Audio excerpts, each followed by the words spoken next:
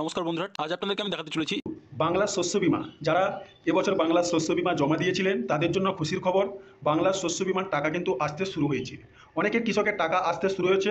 তো বাংলার শস্য বীমার টাকা যে এসেছে, আমার নিজের যে বাংলার শস্য বীমার টাকা এসেছে এবং আমার টাকা কত এসেছে, কত আমি জমা দিয়েছিলাম, সমস্ত কিছু আজকের ভিডিওর মাধ্যমে দেখিয়ে দেবো এবং আলোচনা করে দেবো।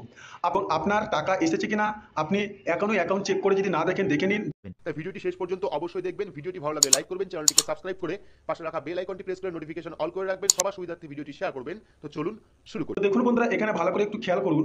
এখানে বাজাজ এনএফটি বাজাজ এলিয়ান জেনারেল ইন্স্যুরেন্স ও 1123 টাকা, এবং যে ডেটে ঢুকেছে সেই ডেটটা দেখুন 14 জুন তার টাকাটা আসছে।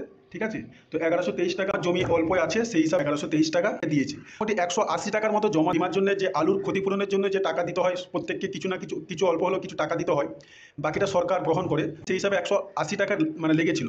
তো সেই টাকার পরিমাণ হচ্ছে 1123 টাকা।